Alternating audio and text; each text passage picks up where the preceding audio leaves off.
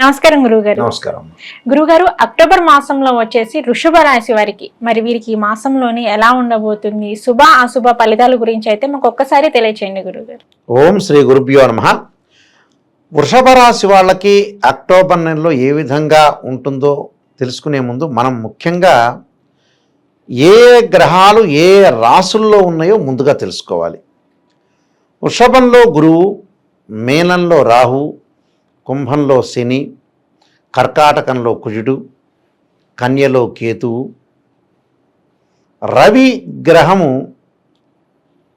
కన్యలో 2 వారాల పాటు ఉండటం, తర్వాత మళ్ళీ తులారాశిలోకి సంచారం చేయటం.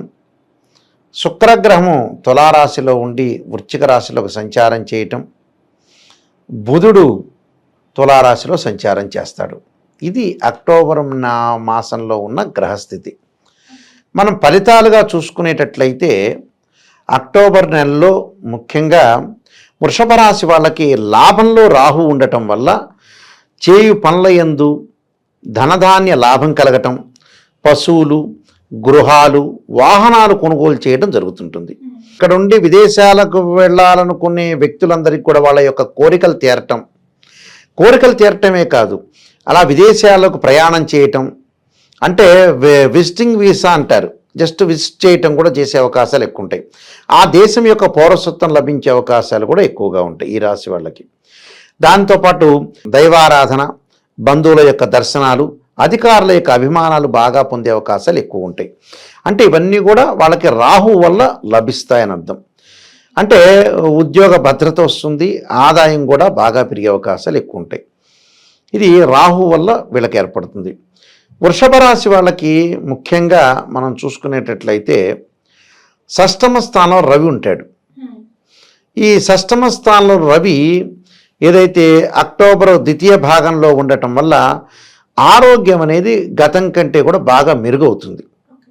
అక్టోబర్ మధ్యని తీసుకునేటట్టయితే గతం కంటే కూడా ఆరోగ్యపరంగా ఇబ్బందులు లేకుండా వాళ్ళకి అన్నీ కూడా అనుకూలంగా ఉండటం, ప్రతి పనిలో కూడా కొంత విజయం సాధించటం, నిరుద్యోగులకు ఉద్యోగం లభించే అవకాశాలు ఉండటం, ప్రతి దానిలో కూడా ముందుకు వెళ్ళటం, ప్రయాణాలు చేయటం, ప్రయాణాల వల్ల లాభం కలిగే అవకాశాలు ఎక్కువ ఉంటాయి రవి వల్ల. అలానే న్యాయవాదులు ఎవరైతే జడ్జెస్ ఉంటారో ప్లస్ రక్షణ శాఖ వాళ్ళు కానీ వీళ్ళందరికీ కూడా ఉద్యోగపరంగా సంతృప్తికరమైన జీవితాన్ని సాగిస్తారు. ఇప్పుడు అక్టోబర్ 14 తర్వాత అనుకోండి, అంటే మిగతా 2 వారాలు ఈ రవి వల్ల బలం వల్ల అనుకూలంగా ఉంటుంది వాళ్ళకి. తర్వాత వృషభ రాశి వాళ్ళకి వృషభం, మిథునం, కర్కాటకం. అంటే కర్కాటకంలో కుజుడున్నా అంటే తృతీయ స్థానంలో కుజుడు చాలా మంచివాడని అర్థం. భూ సంబంధమైన వ్యవహారాలు కానీ, భూములు కొనుగోలు చేయటం, ఆస్తిపాస్తులు కొనుగోలు చేయటం, రియల్ ఎస్టేట్ రంగం వాళ్ళకు కానీ, యంత్ర సామర్థ్యం అంటే యంత్రాల దగ్గర కొంతమంది పనిచేస్తుంటారు, అలాంటి వాళ్ళకి కొంత ఆదాయం బాగా పెరగటం, సంతృప్తికరమైన జీవితము. కెమికల్ కంపెనీస్ ఉంటారు, భూ సంబంధమైన వ్యక్తులు ఉంటారు, అలాంటి వాళ్ళందరికీ కూడా లాభాలు కలుగుతుంటాయి. ఇళ్ళు కట్టించే బిల్డర్స్ ఉంటారు కదా, వాళ్ళకి లాభం కలుగుతుంది, రియల్ ఎస్టేట్ వాళ్ళకి లాభం కలుగుతుంది, వ్యవసాయదారులకి, రైతులకు కూడా బాగా జరుగుతుంటుంది. అంటే వీళ్ళందరికీ కూడా కుజుడి యొక్క ప్రభావం వల్ల ఎక్కువగా మంచి జరుగుతుంటుంది. అంటే ఆరోగ్యం అనేది కూడా కుదుట పడుతుంది కుజుడి యొక్క ప్రభావం వల్ల. అంటే రోగం అనేది తగ్గుతుంటుంది, అంటే దీర్ఘకాలిక రోగాలు కూడా తగ్గటము, గొడవలు తగ్గటం, అన్నదమ్ముల మధ్యలో సఖ్యతగా ఉండటం, కోర్టు సమస్యలు కూడా వాళ్ళకి తగ్గిపోతుంటాయి. ఎక్కడైతే పిత్రార్జితం రావాలో ఆస్తిపాస్తులు కూడా వాళ్ళకు వచ్చే అవకాశాలు ఎక్కువగా ఉంటాయి. కాబట్టి కుజుడు ప్రభావం వల్ల వాళ్ళు అనుకున్న పనులన్నీ కూడా నెరవేరుతాయి. అంటే కుజుడు బాగున్నాడు అని అర్థం. అంటే ఈ రాహు బాగున్నాడు, కుజుడు బాగున్నాడు. మరి మిగతా గ్రహాలు ఎలా ఉంటున్నాయి అని మనం చూస్తే శుక్రగ్రహం దగ్గరికి వెళ్ళామనుకోండి, శుక్రుడు ఎక్కడున్నాడు అని అంటే శుక్రుడు మనకి తులారాశి నుంచి వృశ్చిక రాశికి మారతాడు. అంటే తులారాశిలో ఉంటాడు, కొన్ని రోజుల పాటు వృశ్చిక రాశిలోకి మారతాడు. అప్పుడు వృషభం నుంచి మనం లెక్క వేసామనుకోండి, 6వ స్థానంలో తులలో శుక్రుడు ఉన్నాడు. వృషభ రాశి వాళ్ళ గోచారిత్యం 6వ స్థానంలో శుక్రుడు ఎప్పటి వరకు ఉంటాడు? అక్టోబర్ మధ్య వరకు ఉంటాడు. 6వ స్థానంలో శుక్రుడు ఉండటం వల్ల ఏం జరుగుతుంది? శత్రువుల యొక్క వృద్ధి పెరుగుతుంటుంది. శత్రువుల యొక్క వృద్ధి అంటే 1, 2, 4, 5, 8, 9, 11 స్థానాల్లో మాత్రమే మంచివాడు. 6వ స్థానం మంచిదని చెప్పలా. శత్రువులు వృద్ధి కాకుండా కాపాడుకోవాలి మనం. ఎవరు మంచి ఎవరు చెడ్డు, మన పక్కన ఉన్నవాడే చెడ్డవాడు అవుతుంటాడు. చెప్పలేము అది. ఈరోజు మంచివాడు కాస్త రేపు చెడ్డవాడు కావచ్చు. అందువల్ల శత్రు వృద్ధి కాకుండా చూసుకోవాలి. అలానే పెంపుడు జంతువుల వల్ల కూడా కొంత ఇబ్బందులు కలుగుతాయి. మనస్సుకు ఆందోళన, వృత్తి ఉద్యోగాల వల్ల కొంత ధనలాభం కలుగుతుంది కానీ బట్ మానసికంగా ఆందోళన, పెళ్లి ప్రయత్నాలు చేస్తే కొంత సఫలీకృతం కాకుండా దగ్గరికి వచ్చినట్టు వచ్చి సంబంధాలు వెనక్కి వెళ్ళిపోతుంటాయి. అంటే ఇలాంటి ప్రాబ్లమ్స్ వస్తాయి. అలానే సప్తమ స్థానంలో శుక్రుడు ఉంటే కూడా కొన్ని ఇబ్బందికరమైన పరిస్థితులు వస్తాయి. అంటే నిశ్చితార్థం వరకు వచ్చి ఆగిపోవటం, ఇలాంటి ఇన్సిడెంట్స్ ఉంటాయి. అందువల్ల పెళ్లి సంబంధం చూసుకునేప్పుడు చాలా జాగ్రత్తగా ఆలోచన చేసి ముందుకు వెళ్ళాలి శుక్రగ్రహం ప్రభావం వల్ల. సరే, శుక్రుడు అయిపోయిన తర్వాత మరి మిగతా గ్రహాల యొక్క ప్రభావం అనేది ఒకటి ఉంటుంది కదా. వృషభ రాశికి వచ్చేటప్పటికల్లా బుధుడి యొక్క ప్రభావం. బుధుడు వచ్చేటప్పటికల్లా వీళ్ళకి ఏదైతే తులారాశిలో సంచారం చేయటం వల్ల వీళ్ళ 6వ స్థానంలో బుధుడు ఉంటాడు. నూతన వ్యాపారాలు చక్కగా సాగించవచ్చు, వ్యాపారం సాగించవచ్చు. వ్యాపారంలో మెడుకు ఉంటుంది, అలానే సౌఖ్యము ఉంటుంది, సుఖము ఉంటుంది. ప్రతి పనిలో కూడా వాళ్ళు ముందుకు వెళ్ళే అవకాశాలు బాగా ఎక్కువగా ఉంటాయి. నూతన వ్యాపారాలు కానీ పార్ట్నర్షిప్ తోటి కూడా బాగా ఎక్కువ ఉంటుంది.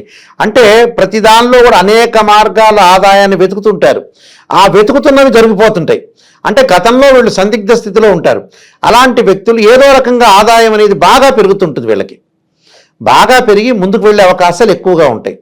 అయితే ఏంటంటే ఆదాయం బాగా పెరుగుతుంది. అలానే శని వల్ల వీళ్ళకి వృషభ రాశి వాళ్ళకి శని యొక్క స్థానాన్ని మనం చూసామనుకోండి, ఆ శని వల్ల దశమ స్థానంలో ఉన్నాడు, వక్రస్థితిలో ఉన్నాడు. కొంత గర్భ సంబంధమైన వ్యాధులు స్త్రీలకి, అలానే అపరిచితులతోటి కొంత నమ్మి మోసపోవటము సూచనలు కలవు. బంధువు రీత్యా కూడా కొంత భంగపాటు జరుగుతుంటుంది. బంధువులు ఎవరిని కదిలించకూడదు. వాళ్ళు చెప్పారు అంటే సరే సరే అంటుండాలి. కొంతమంది వ్యక్తులు ఉంటారు, అన్నీ వింటారు, వాడు చేసే పని వాడు చేస్తుంటాడు. ఇలాంటి వ్యక్తులు కూడా చాలామంది సమాజంలో ఉంటారు. అంటే మిత్రులతోటి బంధువుల రీత్యా కూడా భంగపాటు కలగకుండా వాళ్ళు చెప్పిన మాటకి తూచా తప్పకుండా ఆలోచన చేసి ఓకే అని 10 నిమిషాలు ఆ సంతృప్తికరమైన జీవితాన్ని సాగించటం మంచిది. దాంతోపాటు ముఖ్యంగా ఏంటంటే దుర్మార్గుల వల్ల ఇబ్బందులు కలగకుండా ఆలోచన చేయాలి. అయితే ఇక్కడ ఏదైతే మనకి వృషభ రాశి వాళ్ళకి ముఖ్యంగా 5వ స్థానంలో రవి ఉంటాడు. ఎప్పుడు ఉంటారు? అక్టోబర్లో 2 వారాల పాటు ఉంటాడు. ఆ 2 వారాల పాటు అంటే కన్యారాశిలో ఉంటాడు. అప్పుడు గొంతు సంబంధమైన వ్యాధులు రాకుండా, నేత్ర పీడలు అంటే నేత్రానికి సంబంధించిన వ్యాధులు రాకుండా చూసుకోవాలి. అంటే కంటి జబ్బులు ఉన్న వ్యక్తులు, అంటే చూడరాని దృశ్యాలు చూడటం, మాటలు వినకపోవటం, ఇలాంటివి ఎక్కువగా ఉంటాయి. 5వ స్థానంలో కేతు ఉండటం వల్ల ఏం జరుగుతుందంటే పుత్ర విరోధం. అంటే ఏదో తల్లిదండ్రులు కొడుకులతోటి పిల్లలతో కొంత విరోధ భావాలు ఉంటాయి. స్త్రీ మూలకంగా కూడా కొన్ని ఇబ్బందులు, అనవసరంగా పనిలేని ప్రయాణాలు, అకాల భోజనం చేసే అవకాశాలు ఎక్కువ ఉంటాయి. అంటే వృషభ రాశి వాళ్ళకి నిజంగా ఏ గ్రహాలు బాగున్నాయి అనంటే రాహు బాగున్నాడు, కుజుడు బ్రహ్మాండంగా ఉన్నాడు, అలానే శుక్రగ్రహం బాగల, రవి కొన్ని రోజుల పాటు బాగుంటాడు. రవి ఎప్పుడు బాగుంటాడు? అక్టోబర్ మధ్యలో బాగుంటాడు. అక్టోబర్ 15 నుంచి 30 వరకు రవి బాగుంటాడు. అంటే రవి బాగున్నాడు, కుజుడు బాగున్నాడు, అలానే రాహు బాగున్నాడు. అంటే ఈ గ్రహాలు కొన్ని బాగున్నాయి. అంటే ముఖ్యంగా రవి, కుజుడు, రాహు, బుధుడు బ్రహ్మాండంగా ఉన్నాడు. మొత్తం 4 రోజుల పాటు బుధుడు బాగుంటాడు. వ్యాపార దక్షత బాగా ఎక్కువగా ఉంటుంది, మెలకువలు తెలుస్తాయి. ఈ 4 రోజుల పాటు రాహు బుధుడు బ్రహ్మాండంగా ఉంటాడు. తర్వాత రవి కొన్ని రోజుల పాటు ఉంటాడు. అలాగా నేను బాగలేని గ్రహాలు ఏమిటి అని అంటే ఈ వృషభ రాశి వాళ్ళకి జన్మంలో గురువు ఉన్నాడు. కొంత పొదుపు పాటించాలి. డబ్బులు వస్తున్నాయి కానీ పని లేకుండా ఖర్చు వేయకూడదు. వస్తున్నాయి కదా అని డబ్బులు ఖర్చు పెట్టకూడదు. విద్యార్థులు చదువు పట్ల శ్రద్ధ చూపించాలి. వేరే వ్యాపకాలను తగ్గించుకొని చాలా జాగ్రత్తగా ఆలోచన చేసి పొదుపు పాటించి నియమబద్ధంగా ఉండాలి, కరెక్ట్గా ఉండాలి. వాళ్ళకి ఆలోచన సరళిలో కూడా కొన్ని మార్పు చేసుకొని కరెక్ట్ నిర్ణయాలు తీసుకొని ముందుకు వెళ్ళటం అనేది చాలా మంచిది. గురువు వల్ల కొన్ని ఇబ్బందికరమైన పరిస్థితులు వస్తాయి కానీ బట్ కొన్ని పరిహారాలు చేసుకొని ముందుకెళ్తే చాలు. ఓకే గురుగారు, మరి ఈ వృషభ రాశి వారికి వచ్చేసి ఏంటంటే ఈ అక్టోబర్ మాసంలోని అనుకున్న పనులు సమయానికి అవ్వాలి అన్నా కానీ, మంచి ఫలితాలు కావాలి అన్నా కానీ మరి ఎటువంటి పరిహారం చేసుకుంటే బాగుంటుంది అంటారు? గురువు, కేతువు, శని, శుక్రుని ఆరాధన చేయాలి. ఈ 4 గ్రహాలు బాల. ఈ 4 గ్రహాలు బాగాలేదు అంటే గురువుకి ఏం చేయాలి అని అంటే దత్తాత్రేయ స్వామి యొక్క కవచం దత్త పారాయణం చేయాలి. వాళ్ళు శనగలు దానం చేయటం చాలా మంచిది గురువుకి. అంటే దత్త కవచాన్ని గురువారం రోజు చదవటం చాలా మంచిది. దత్తాత్రేయ స్వామి యొక్క స్తోత్ర పారాయణాలు. మరి కేతువు బాగలేదంటే గణపతి యొక్క ఆరాధన చేయాలి. వక్రతుండ మహాకాయ కోటి సూర్య సమప్రభ నిర్విఘ్నం కురుమే దేవా సర్వకార్యేషు సర్వదా అంటారు. గరికతోటి గణపతిని ప్రార్థన చేస్తే కేతువుకు అధిష్టాన దేవత వినాయకుడు. వినాయకుడిని ఆరాధన చేయాలి. కేతువుకు అధిష్టాన దేవత ఉంటాడు. గణపతి యొక్క ఆరాధన చేయాలి. రాహుకి దుర్గాదేవి, కేతువుకి గణపతిని ఆరాధన చేయాలి.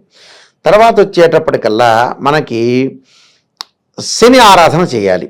శని ఆరాధన అంటే ఓం నమః శివాయ మంత్రాన్ని శనివారం రోజున జపిస్తే సరిపోతుంది. తర్వాత శుక్రుడు బాగలేదంటే అమ్మవారి యొక్క ఆరాధన చేయాలి. కాత్యాయనాయుధ్యే కన్యాకుమార్తెమే తన్నో దుర్గ ప్రచోదయాత్. బొబ్బర్లు దానం చేయాలి. బొబ్బర్లతోటి ఏదన్నా వంటకం చేసి ఒక దేవాలయం ఇచ్చి ప్రధాన అర్చకులకి ఇస్తే వారు పంచుతుంటారు. ఈ రెమెడీస్ చేసుకుంటే సరిపోతుందమ్మా. ఓకే గురుగారు, వృషభ రాశి వారికి వచ్చేసి అక్టోబర్ మాసంలోనే మరి వీరికి ఎలా ఉండబోతుంది, అలాగే ఈ అక్టోబర్ మాసంలోనే ఎటువంటి ఫలితాలు రాబోతున్నాయి అనే వాటన్నిటి గురించి అయితే తెలియజేశారు. ధన్యవాదాలు గురువు. నమస్కారం.